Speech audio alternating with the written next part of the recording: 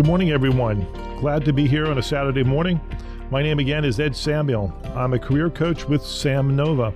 We're based in Kennett Square, Pennsylvania, and serve clients in the greater Philadelphia area and across the U.S. You know, on our last program, we spoke about the world of internal recruiters, and I received several questions afterwards, but one of which I wanted to cover before we jump into references today. You know, here's the question. It came from Terry from Exton. And Terry asked, Ed, I've had many internal recruiters tell me I was not to talk to anyone at the firm except for them. It was, quote, their policy. What do you suggest I do with when that happens, Ed? Now, so here's my answer. And I've had, that same statement told to me by internal recruiters, directors, vice presidents of talent acquisition. But so here's the answer. If you've applied for a job at a firm or organization and they start the process, and then I encourage you to stay in their process and continue with it. Don't try to talk to the hiring manager, anybody in the organization. Just be respectful because you're a part of the process. And trust that, you're going to move forward in that process. So that would be, part of answer one. And now, if you're not in their process, in other words, you're not moving forward, you've been rejected for a job, or everything has gone completely silent after about 3 weeks, then at that point, I'm making an assumption you've maybe sent a couple of emails, you've sent a couple of voicemails, and over a 3-week period, no one has gotten back to you. When that happens, all bets off. At that point, I want you to follow this principle. And this principle is no HR person, no internal recruiter, no recruiting supervisor, no director of talent acquisition or vice president of talent acquisition, and yes, no VP of HR or even the chief human resource officer.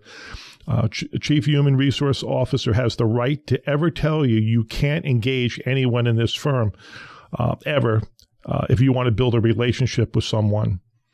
Now, I've seen some people, take their internal company policy and kind of go to their head and make it a power play. But I understand the principle behind that type of policy is to try to not to circumvent the process, but it has nothing to do with you not having the right to build a relationship with the hiring manager. And the other reality is you could be the hiring manager at a conference. You could be the hiring manager at the firm at a networking forum, a volunteer group. And what are you supposed to say to that person? Well, I can't talk to you. It's by companies that, it's your HR policy. These are the types of things that are a little bit borderline nuts in my opinion. I want you to make the phone call. I want you to meet the operational person or the hiring manager for coffee outside of work if you have to. Get to know the hiring manager and then apply for a job. But once you apply, then you could still follow the company's process. But it's insane to salute and simply comply when someone tells you can't build a relationship with somebody other than the HR department in a firm. Now, the downside is that the internal recruiter could always exclude you from the running based on the fact that you violated their internal policy, but it will rarely ever happen, especially if the hiring manager is expecting you to apply or you're the best candidate for the job. So, Terry and others who have asked the question, please feel free to engage the hiring manager. The only exception is when you're part of the process and you're moving along in the hiring scheme of that company and things seem to be progressing. But never let anyone tell you can't build relationships with somebody in a firm. Now, I want to shift gears and let's get into references, the do's and don'ts, something that seems so basic, but yet there's much to references. As you enter a job search, one of the most important aspects and one that is often overlooked, many times taken for granted, even abused, is this whole area of references. They can also make or break you getting a job offer. When a prospective employer asks for references. And there's two kinds of references. One is you get a job offer and they will not hire you until the background check and the references are checked, and that's usually called it's a condition of employment. It has to be met in order for the job offer to be finalized. Now, another type of reference that's asked for, you have two candidates. You could be one of two candidates, and it comes right down to, before we make a decision to give a job offer, we're going to do references. And those references could actually make or break the decision as to whether they go with you or they decide to go with the other candidate. So those are the two types of references that happen. Now, so let's talk about the do's. The first do is ideally you want your references to be people that you worked with in the last 15 years, if at all possible.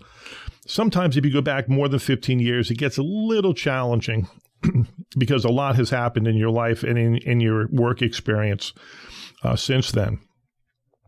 And you always want to try to get references. This is number two. You always want to try to get references that have been your direct manager, your boss, your leader, a person that's a big fan of yours, of course.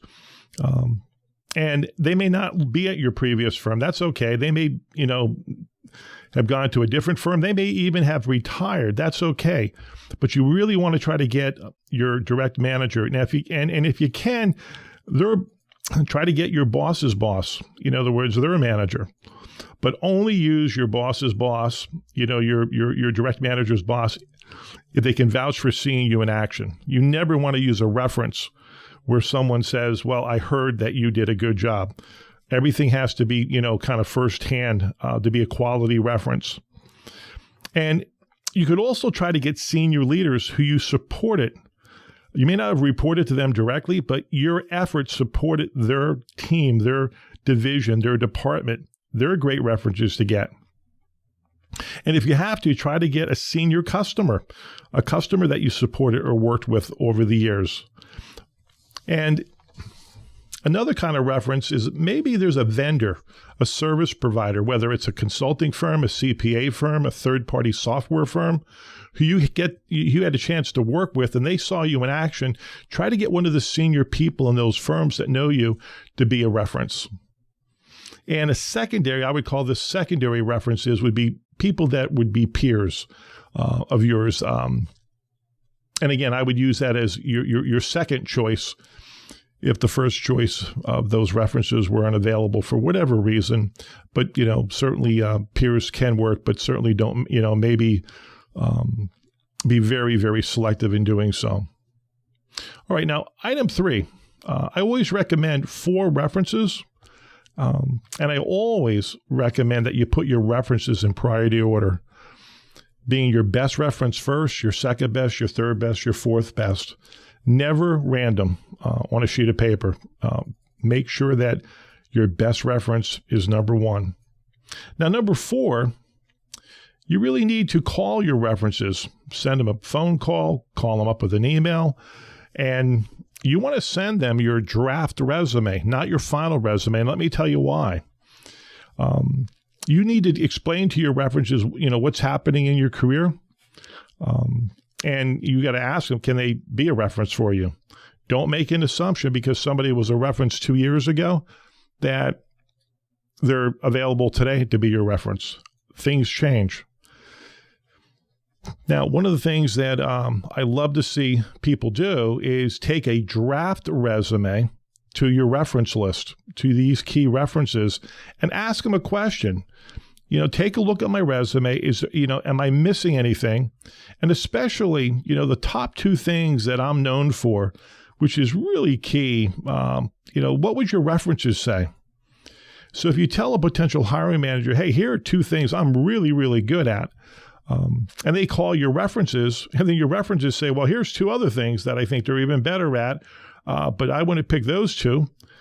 See, this gives you the opportunity with a reference to make sure your final resume, what they really think of you, if they were to get that reference call, is in sync, that you're in sync and your resume's in sync, especially if you just focus on a couple of things that you're known for.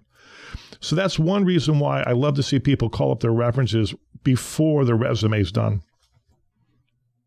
Now, the next thing that I love to see you do with your references is verify all the information. It sounds so simple, but what's the best number to reach them at? preferably the cell. What's their current email? Where do they work today? What's the best times to receive a phone call? And if they were going out of town or vacation, at any time in the next month, 2 or 3, when is that? So you kind of can almost expect it. If they're going off to Europe or Asia, sometimes there's a European cell number.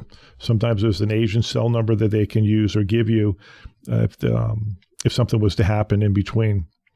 Now, another thing, ideally, if your references are on LinkedIn, it would be a great thing to get them to give you a brief LinkedIn recommendation.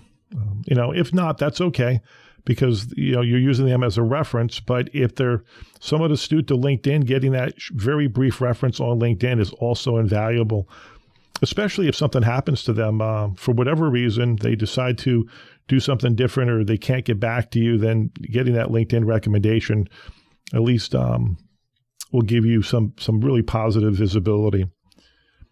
All right, now let's go on to the fifth do. The fifth do is keep your references updated every 30 to 45 days, no more than 45 days, because you've reached out to them, you've said to them, hey, I'm going to need you as a reference, and it may take time. Sometimes you can land a job in 30 days if you're very fortunate, 60 days, 90 days, 6 months. It can take a while, but you do want to send them a note. Hey, I'm still at it. Just wanted to let you know, is everything okay on your end? It doesn't have to be a phone call, a long, drawn-out affair, but certainly send them a quick update so they're not in the dark. And especially when you go to pull the trigger to use them, that everything's in sync and you're ready to go. Because the last thing you want to do is have a job offer and think your references are there for you, but you haven't talked to them for 6 months, and 2 of them, are overseas, and you don't have a cell number. You have nothing, and next thing you know, you're scrambling at the last minute. Now, number 6, once you get confirmation that you have a job offer in hand and it's coming your way, an employer, loves you, they want to make that offer, I need you to do the following and be very selective on this. If an employer says to you, or an HR person, they say, hey, send me some references, always qualify it. Say, can I send you 2? And then they'll respond, hey, yeah, that would be fine. If they ask you to send a couple, well, how many should you send? Well, hopefully only 2. Now, if they say, well, hey, send me a list of references, qualify it. Can I send you 3?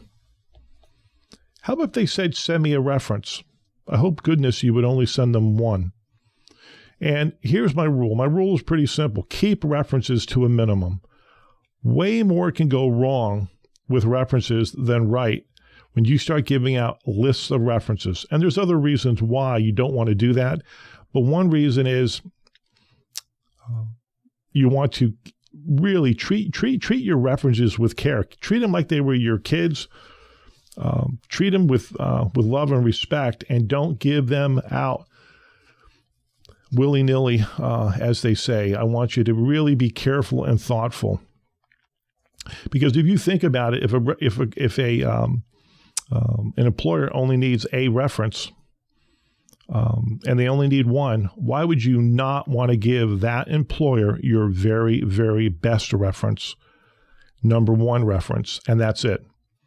So, and if they need more, they can always come back to you. Now, the other thing that I would want you to do, you could ask the internal recruiter, how will references be done? Try to discern from an employer how references will be done. Will they be sent will it be an email reference? There's a firm that recently reached out with one of my clients, and it was an automated message. It was a voicemail prompt. Yes, no, yes, no, yes, no. And that was the reference call. Someone else, another firm, the hiring manager actually calls. Another firm, somebody in HR. I worked for one firm. They hired a third-party consultant, and they made the phone calls. And when will the timing of the reference calls take place? And you need to ask, is this going to happen the next week, 2 weeks, next month? Because you want to let your references know. If you give more than 1 reference, there's a tendency they could call all of them, or some of them. Need to find out what their policy is. Now, before you give out, before employers give out job offers, what you want to be able to do, you want to, if that employer is going to be calling your references, you want to give your references a heads up about the firm, the job, what they're asking, perhaps what they might ask, how they might be calling, the timing. Ask your references to let you know once they do call, to keep you, in tune with what's going on. Never push the reference to tell, well, what did you say? What was the conversation about? Then I think that's a bit of an overreach on your part. You just want to know, did they make the phone call? Now, last do is something that you don't overlook. Once you land the job, send a handwritten thank you note to maybe with a Starbucks gift card for $5 or $10 to the reference who jumped in there and really helped you land that job, or at minimum a phone call thank you, or at minimum an email with a big thank you. So those are some of the do's when it comes to references. Now, let's shift to the don'ts. So here's one that I spoke about early on when we talked about resumes. Never list your references on your resume. Never send never send your references as a Word attachment when you don't even know how many are even being required. That Word document with all your references, that should be very, very private, not sent to anyone. That's for your use only. Be very careful with that. Never assume your reference information is current. People change. People, they change jobs, they change emails, they change cell numbers. I had one person, employer was calling. Well, their reference had a heart attack, and the reference was literally in a nursing home, and not a good reference any longer. But they'd been 5-6 years before they had validated that reference. So again, it makes you. It doesn't make you look so good when your potential employers calling references. Now, when a recruiter, I'm going to shift gears to a recruiter. When a recruiter says they need a list of references, I often tell people that if you're old enough, there's a show on TV called Lost in Space. It was a long time ago, but that show had a great moment where there was a robot, and anytime the son of the captain of the ship was in danger, you'd hear the words, "Danger, Will Robinson, danger, Will Robinson." And basically that's anytime a recruiter asks you for a list of references, it may not be in your best interest to do that. There are some firms, quite honestly, they're doing it for completely different reasons and the wrong reasons. And in some cases, very unethical reasons.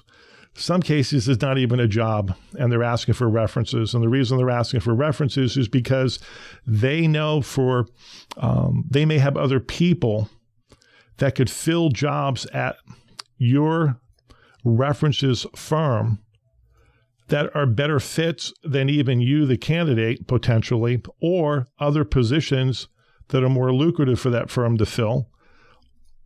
And so what starts out feeling like, hey, they're going to do a good reference check for me because they actually have a job. What's happening is that those recruiters are actually calling every one of your references. If you give them 7 references, they're going to call every single one of those 7 because they're trying to discern whether there are job openings at that firm and if they have other candidates on their bench that could fill those roles. That's the reason they're asking for a list of references. It has nothing to do necessarily with what do they really need. They might need 1 reference, if that. So be very careful. This happens a lot in consulting recruiting and contingency perm recruiting. And I've seen some of the best references for people get burnt out. And the reason they got burnt out is because they had an endless stream of recruiters call them, asking them for the same information week after week, month after month. And then what happened was when the actual job offer came in, guess what happened? Their number 1 reference refused to return the phone call because they just thought it was just another recruiter calling up, asking for references when in fact there was no job offer at all. It's one of the reasons you should not be listing references as an attachment and sending it out to a bunch of people or putting it on the back of your resume. Protect your references so they don't get burnt out And nothing happens by a recruiting firm who does not have your best interests in mind. So again, if anybody ever asks you for a list of references, I want the antennas to go up, and I want you to think of the words Danger Will Robinson, because that may not be in your best interest. And if you want a perspective, you can always give me a call. I'm happy to go through it with you. Now, and again, I mentioned this earlier, avoid giving out your very number one or your best reference to anyone and everyone. Try to save your best reference for an actual job offer. So if there was a call to be made on your behalf for a reference check, make sure it's your very, very best reference. And of course, there is an exception here. There are certain retained search firms, several which I know, that they may be under contract to do the reference checks themselves. So I'm not saying that for all retained firms this is the case, but I am saying that I want you to be very, very careful. So here's a recap for today. Number one, don't take your references for granted. They're a critical part of the job search process. Number two, don't assume anything. Don't assume emails are current. Don't assume your references are healthy. Don't assume they're aligned to your new resume. Stay in contact with them. Number three, never let anyone at any firm tell you can't talk to someone or build a relationship with someone at that firm. It's just nuts. But at the same time, don't disrespect the process. If you're in contention, then don't engage the hiring manager, the operational people. Sit tight and let it run its normal course. And I just mentioned, never give anyone a list of your references, because chances are most of the time it's problematic for you and it's not in your best interests. And if you can, try to get your references to also give you a brief recommendation on LinkedIn. So we're just about out of time. Please join us again on our next Optimize Your Career program on Saturday, October 20th. Our topic will be the importance of having secondary income streams. This is Ed Samuel, Career Coach with Sam Nova. Our website is www.samnovainc.com, SAMNOVAINC.com.